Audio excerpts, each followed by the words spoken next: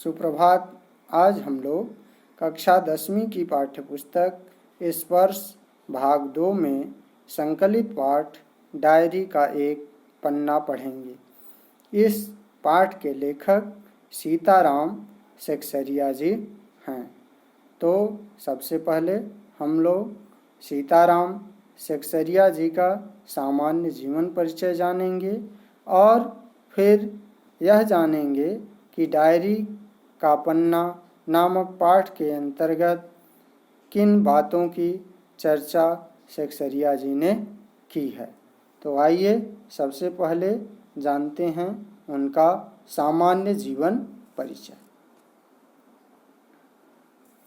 सीताराम सेक्सरिया का जन्म सन 1892 ईस्वी में राजस्थान के नवलगढ़ में हुआ था।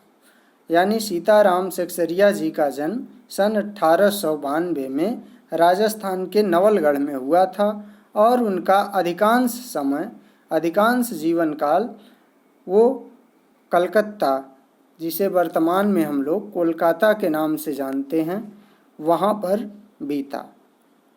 आज़ादी की इच्छा रखने वाले महान इंसानों में से सीताराम सेक्सरिया जी एक थे।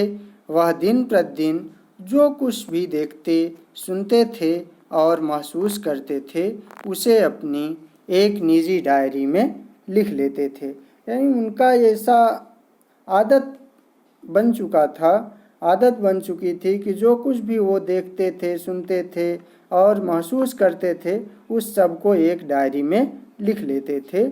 इस पाठ में उनकी डायरी का 26 जनवरी 1931 का लेखा जोखा है, जो उन्होंने खुद अपनी डायरी में लिखा था। कहने का तात्पर्य है कि इस पाठ के अंतर्गत सन 1931 वर्ष के 26 जनवरी के दिन जो कुछ भी सीताराम सेक्सरिया जी ने अपनी डायरी में लिखा, उसकी चर्चा की गई है। इसके पहले पाठ प्रारंभ करें हम लोग यह जान लेना आवश्यक है कि यह डायरी का एक पन्ना नामक पाठ किस पृष्ठभूमि पर लिखा गया। तो मैं आपको बताना चाहता हूँ कि 26 जनवरी सन 1930 ईस्वी को पहला स्वतंत्रता दिवस भारतीय क्रांतिकारियों द्वारा मनाया गया था। उसी के बाद जो अगला वर्ष था सन 1931 का, वह कैसे मनाया गया, क्या उसमें कठिनाई आई, इस पर इस पाठ में व्यापक रूप से सेक्सरिया जी ने प्रकाश डाला है। तो पाठ प्रवेश देखते हैं कि नेताजी सुभाष चंद्र बोस और स्वयं लेखक सेक्सरिया जी, कलकत्ता के लोगों ने देश का दूसरा स्वतंत्रता दिवस किस जोश के साथ मनाया। दूसरा स्वतंत्रता दिवस यानी हमारे देश में सन 1930 को 26 जनवरी के दिन प्रथम स्वतंत्रता दिवस मनाने की घोषणा की गई थी और मनाया भी गया था, तथा दूसरा 26 जनवरी 1931 को मनाया गया। वह किस तरह से मनाया गया, किस जोश के साथ मनाया गया। अंग्रेज प्रशासकों ने इसे उनका विरोध मानते हुए उन पर और विशेषकर महिला कार्यकर्ताओं पर कैसे कैसे झूठ ढाए, इन सब बातों का वर्णन इस पाठ में किया गया है। यह पाठ हमारे क्रांतिकारियों की कुर्बानियों को तो याद दिलाता ही है, साथ ही साथ यह भी सिखाता है कि यदि एक समाज या सभी लोग एक साथ सच्चे मन से कोई कार्य करने की ठान लें, तो ऐसा कोई भी काम नहीं है जो वे नहीं कर सकते।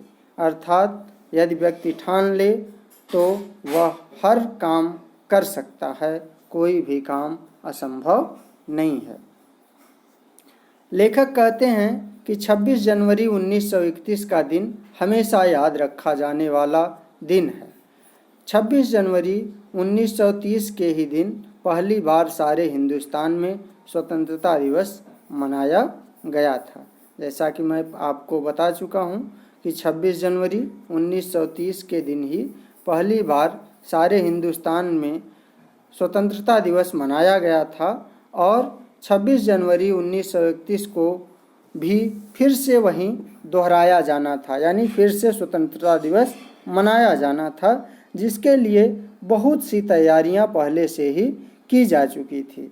सिर्फ इस दिन को मनाने के प्रचार में ही 2000 रुपये खर्च हुए थे। 2000 रुपये उस समय सन 1931 में बहुत बड़ी रकम मानी जाती थी, यानी बहुत लंबा खर्चा माना जाता था। आज भले वह आपको कम लगे, लेकिन उस समय के लिए वह बहुत था। तो क्या क्या तैयारियां थी, इस पर हम लोग आइए नज़र डालते हैं कि बड़ा बाज़ार कलकत्ता के प्रायः सभी मकानों पर भारत का राष्ट्रीय झंडा फहरा रहा था। बड़ा बाज़ार, जो कि कलकत्ता का एक प्रमुख स्थान है, वहाँ के सभी मकानों पर भारत का राष्ट्रीय झंडा फहरा रहा था और बहुत से मकान तो इस तरह सजाए गए थे जैसे उन्हें स्वतंत्रता मिल गई हो, और बहुत से मकान तो इतनी अच्छी तरह से सजाए गए थे जैसे वास्तविक रूप में अंग्रेज़ों से उन्हें स्वतंत्रता मिल गई हो। कलकत्ते के लगभग सभी भागों में झंडे लगाए गए थे। पुलिस अपनी पूरी ताकत के साथ पूरे शहर में पहरे लिए घूम घूम कर प्रदर्शन कर रही थी, यानी पुलिस जो थी वो अपनी पूरी ताकत के साथ पूरे शहर में घूम घूम करके प्रदर्शन कर रही थी। न जाने कितनी गाड़ियां शहर भर में घुमाई जा रही थी, न जाने कितनी गाड़ियों में पुलिस के जवान शहर में घूम रहे थे। उन लोगों ने घुड़सवारों का भी प्रबंध कर रखा था, यानी घुड़सवारों से भी निगरानी की जा रही थी। मोनूमेंट स्मारक के नीचे जहां शाम को सभा होने वाली थी, उस जगह को तो सुबह के 6 बजे से ही पुलिस ने बड़ी संख्या में आकर घेर रखा था।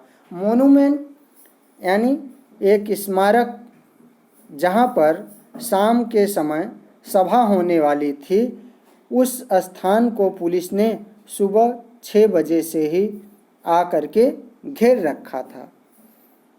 इतना सब कुछ होने के बावजूद भी कई जगह तो सुबह ही लोगों ने झंडे फहरा दिए।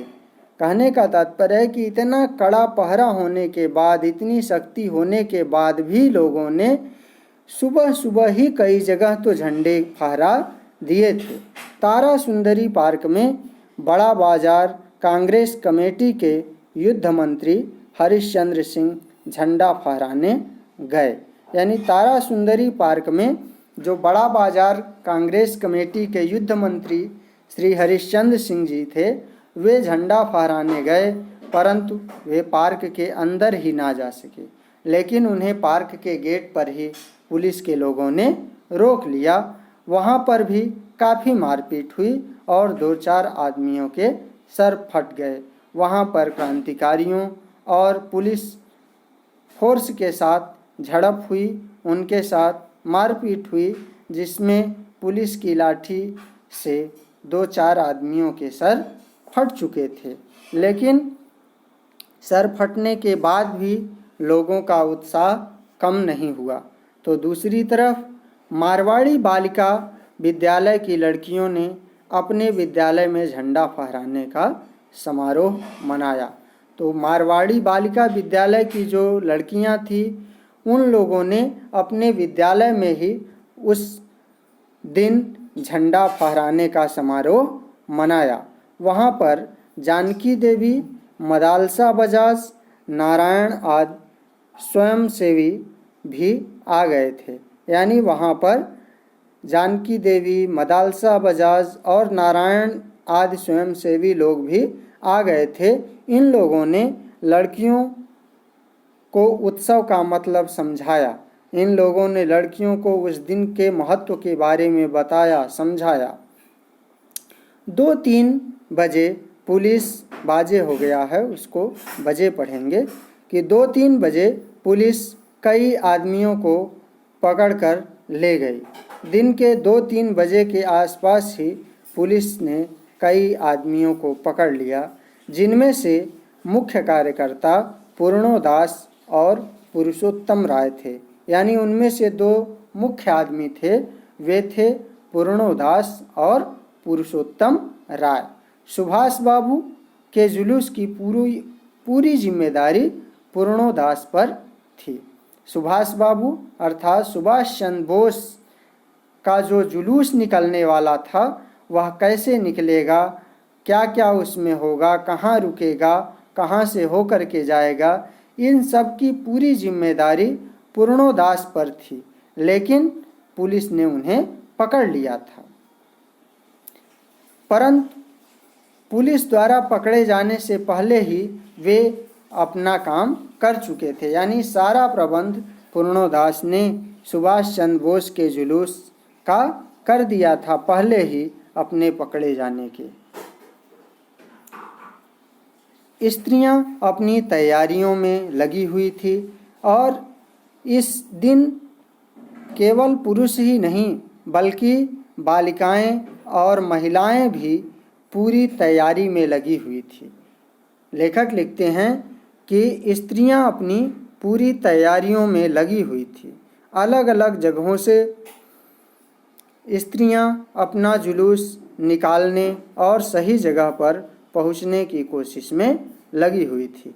जगह जगह से यानी अलग अलग जगहों से स्त्रियां भी अपना जुलूस निकालने और सही जगह क्या है, वही मोनूमेंट, स्मारक, जहां शाम को सभा होने वाली थी, वहां पर पहुंचने के लिए प्रयासरत थी, प्रयास कर रही थी। जब से स्वतंत्रता प्राप्ति के लिए कानून तोड़ने का सिलसिला शुरू हुआ था, तब से आज 26 जनवरी 1931 तक इतनी बड़ी सभा ऐसे खुले मैदान में कभी नहीं हुई थी। लेखक लिखते हैं कि जब से स्वतंत्रता प्राप्ति के लिए कानून तोड़ने का क्रम, सिलसिला मतलब क्रम शुरू हुआ था, तब से लेकर के आज तक 26 जनवरी 1931 तक इतनी बड़ी सभा खुले मैदान में कभी नहीं हुई थी। और ये सभा तो कह सकते हैं कि सबके लिए ओपन लड़ाई थी। और यह कहा जा सकता है कि यह सभा जो थी वो सबके लिए खुली चुनौती थी। ओपन लड़ाई मतलब खुली चुनौती थी, जिसमें सीधे सीधे अंग्रेजों को चुनौती दी जा रही थी। एक और पुलिस कमिश्नर ने नोटिस निकाल दिया था कि अमुक अमुक धारा के अनुसार कोई भी कहीं भी किसी भी तरह की सभा नहीं कर सकती। जहां स्वतंत्रता सेनानी पुरुष, महिला और बच्चे सभी लोग सभा करने और स्वतंत्रता दिवस मनाने की तैयारी में लगे थे, तो दूसरी ओर पुलिस कमिश्नर जो कोलकाता का था, उसने भी जगह जगह पर नोटिस लगवा दिया कि अगर कहीं भी कोई भी सभा करता है तो उसे फला फला धारा में यानी निम्न धाराओं में सज़ा दी जाएगी। अगर किसी भी तरह से किसी ने सभा में भाग लिया तो वे दोषी समझे जाएंगे, और किसी भी तरह से यदि किसी ने सभा में भाग लिया तो वह भी दोषी समझे जाएंगे। ऐसा घोषणा होने के बाद भी लोगों का जुनून कम नहीं हो रहा था। और इधर जो काउंसिल थी, परिषद थी, यानी जो क्रांतिकारियों की काउंसिल थी, उनकी जो परिषद थी, उन लोगों ने भी एक नोटिस निकाल दिया था। क्या निकाला था कि ठीक 4:24 पर स्मारक के नीचे झंडा फहराया जाएगा तथा स्वतंत्रता की प्रतिज्ञा पढ़ी जाएगी। क्रांतिकारियों ने भी यह नोटिस निकाल रखा था कि ठीक 4:24 पर स्मारक के नीचे